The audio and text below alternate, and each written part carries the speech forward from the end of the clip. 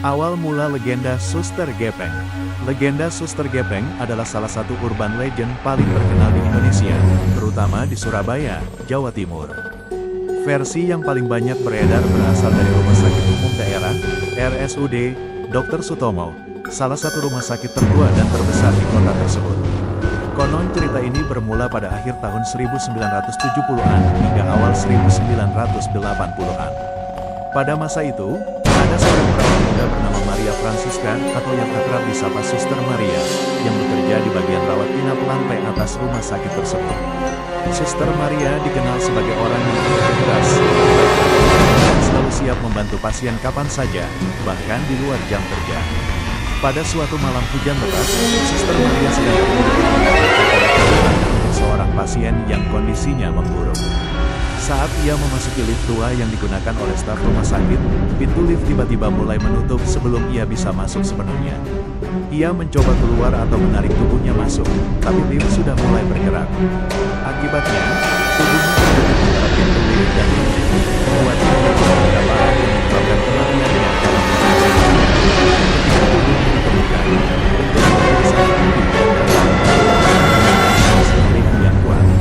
Karena kejadiannya yang tragis dan mungkin ada tugas yang belum selesai, yaitu mengantar obat kepada pasien, mulai muncul laporan penampakan sosok yang mirip dengan Suster Maria berkeliaran di sekitar area lift tua dan koridor rumah sakit. Sosok yang muncul memiliki ciri khas tubuh yang gepeng, datar dan tipis, mengenakan seragam perawat putih yang sudah besar, dan seringkali muncul pada malam hari atau saat kondisi cuaca buruk. Banyak yang mengatakan bahwa Suster Gepeng tidak pernah menyakiti siapapun. Bahkan ada yang bercerita bahwa ia pernah membantu pasien yang kesusahan memanggil perawat atau membantu staf yang tersesat di dalam rumah sakit. Selain versi dari RSUD Dr. Sutomo, ada juga variasi legenda Suster Gepeng di beberapa rumah sakit lain di Indonesia, seperti di Jakarta, Bandung, dan Surakarta. Dengan detail yang sedikit berbeda, namun inti cerita tetap sama, seorang perawat yang tewas karena terjepit lift dan muncul sebagai hantu gepeng untuk membantu orang lain. Pengalaman menemui Suster Gepeng dinyatakan sebagai kisah nyata, durasi 35 menit. Bagian 1, mulai magang di RSUD Dr. Sutomo, 5 menit, Januari tahun 2015, pukul 7 waktu Indonesia Barat. Baru saja lulus dari Akademi Keperawatan dan mendapatkan kesempatan untuk melakukan magang di RSUD Dr. Sutomo, Surabaya. Sebagai pemuda yang baru pertama kali bekerja di rumah sakit besar, aku merasa sangat senang namun juga sedikit gugup. Sekarang kamu akan ditempatkan di bagian rawat inap lantai 3, ya Dewi, ucap Ens. Sri, instruktur magang yang akan membimbingku. Bagian ini cukup sibuk, terutama pada malam hari. Ada beberapa hal yang salah satunya adalah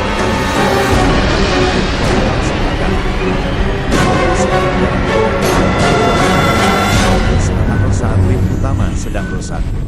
Aku mengangguk dan bertanya, mengapa tidak digunakan lagi? Sri terdiam sejenak sebelum menjawab dengan suara yang lebih pelan. Ada cerita lama tentang lift itu. Banyak staf yang mengatakan pernah melihat sesuatu yang tidak biasa di sekitarnya. Cukup katakan saja, lebih baik kamu menggunakan lift utama daripada lift. Ya. Jangan pernah menggunakan lift tua itu sendirian, terutama pada malam hari. Aku hanya tersenyum dan mengira itu hanya cerita untuk mengingatkan agar hati-hati. Sebagai orang yang tumbuh besar di kota dan memiliki pendidikan ilmiah, aku tidak terlalu percaya pada hal-hal supranatural. Namun, aku tetap mengikuti nasihatnya dan berjanji tidak akan menggunakan lift tua tersebut. Hari itu sangat sibuk di bagian rawat inap lantai 3. Ada beberapa pasien yang kondisinya tiba-tiba memburuk, dan staf yang bertugas hanya aku dan satu perawat lain, Rina sedang menangani pasien di ruangan 305 yang mengalami kesulitan bernapas. Sementara aku harus mengantar obat dari apotek lantai dasar ke pasien di ruangan 312. Setelah mengambil obat di apotek, aku langsung menuju lift utama untuk kembali ke lantai 3. Ketika aku sampai di depan lift utama, lampu indikator menunjukkan bahwa lift sedang berada di lantai 10 dan ada banyak orang yang menunggu. Aku melihat jam di tanganku. Sudah pukul 20.15. dan obat yang aku bawa harus diberikan kepada pasien segera karena bersifat darurat. Aku melihat ke arah lift tua di ujung koridor. Tidak ada orang yang menggunakan atau menunggu di sana. Pikiran tentang nasihat asli muncul di benakku. Tapi karena terburu-buru, aku memutuskan untuk menggunakan lift tersebut. Sekali saja tidak apa-apa. Di situ koridor di sekitarnya sangat sunyi dan gelap, karena sebagian besar lampu sudah dimatikan atau hanya menyala redup. Saat aku sampai di depan lift tua, pintunya tertutup rapat dan ada plakat kecil yang tertulis, "Sedang perbaikan. Jangan digunakan." Namun, ketika aku menekan tombol panggil lift, pintu secara tiba-tiba terbuka dengan perlahan. Bagian 3, di dalam lift tua, 7 menit. Pukul 20.20 waktu Indonesia Barat. Aku masuk ke dalam lift tua dengan hati-hati. Interior lift terlihat sangat tua. Dindingnya dari kayu yang sudah menguning, lantainya dari besi yang sudah berkarat, dan tombol lantai hanya ada beberapa saja. Dasar, 1, 2, 3, dan 4. Tidak ada tombol untuk lantai di atasnya. Saat aku menekan tombol lantai 3, pintu lift mulai menutup perlahan. Namun, sebelum pintu menutup sepenuhnya, aku melihat sosok seorang wanita yang mengenakan seragam perawat putih berdiri di luar lift, tepat di depan pintu yang akan menutup. Sosok itu berdiri dengan sangat tegak dan wajahnya menghadap aku. Aku ingin membuka pintu lift lagi untuk membiarkan dia masuk, tapi pintu sudah menutup rapat dan lift mulai bergerak ke atas. Saat lift mulai naik, lampu di dalam lift berkedip-kedip dan suara mekanisme lift terdengar sangat keras dan aneh. Aku merasa sedikit takut dan memegang erat tas yang berisi obat. Tiba-tiba, dengan tiba-tiba di antara lantai 2 dan 3. Lampu di dalam lift padam total, membuat ruangan menjadi sangat gelap. Aku mencoba menekan tombol darurat dan memanggil bantuan melalui intercom, tapi tidak ada respons sama sekali. Suara mekanisme lift juga hilang, sehingga di dalam lift dengan suara napasku sendiri yang tepat dan cepat. Sekitar 5 menit yang terasa sebentar. Lampu di dalam lift menyala kembali. Aku di sudut lift dan hampir menjerit kaget. Di belakangku berdiri sosok wanita yang aku lihat tadi di luar lift. Tubuhnya sangat gepeng dan datar, seperti lembaran kain yang terbentang vertikal. Seragam perawatnya putih bersih, tapi terlihat sangat tua, dengan logo rumah sakit yang sudah tidak jelas terbaca. Bagian 4, penemuan yang menghargai, 8 menit. Aku tidak bisa bergerak atau mengeluarkan suara sama sekali. Hatiku berdebar sangat kencang dan keringat dingin mengalir di dahiku. Sosok itu berdiri diam-diam di belakangku, dan aku bisa merasakan adanya kehadiran yang tenang namun kuat. Setelah beberapa detik, sosok itu mulai bergerak perlahan ke sisi kananku. Saat dia berada di depanku, aku bisa melihat wajahnya dengan lebih jelas. Wajahnya putih pucat tapi memiliki ekspresi yang lembut dan penuh kasih sayang. Meskipun tubuhnya gepeng, dia terlihat seperti perawat yang profesional dan penuh perhatian. "Jangan takut," suaranya lembut tapi jelas terdengar di dalam lift yang sempit. Aku masih tidak bisa berbicara, tapi aku mengangguk perlahan sebagai tanda bahwa aku mendengarnya. "Kamu membawa obat untuk Bu Sri di ruangan 312 bukan? Dia membutuhkannya segera." Aku terkejut karena sosok itu tanya siapa obatnya dan di ruangan mana. Aku mengangguk lagi dan mulai bisa berbicara dengan suara yang gemetar. "Iya, saya sedang segera. Lift akan segera berjalan lagi." Setelah sampai di lantai 3, segera ke ruangan 312. "Jangan pernah khawatir, saya selalu menjaga pasien dan perawat di sini." Saat kata-katanya selesai, lampu di dalam lift menyala kembali dengan terang dan lift bergerak lagi. Dalam waktu singkat, lift sampai di lantai 3 dan pintu ketika aku keluar dari lift, sosok wanita itu sudah melihat di sekeliling koridor. Tidak ada orang lain selain diriku sendiri. Aku segera berlari ke ruangan 312 dan memberikan obat kepada Bu Sri, pasien yang sedang menunggu. Setelah memberikan obat dan memastikan kondisinya membaik, aku duduk di kursi di luar ruangan dan mencoba menenangkan diri. Bagian 5, kisah yang dikembalikan, 6 menit. Pukul 22 waktu Indonesia Barat.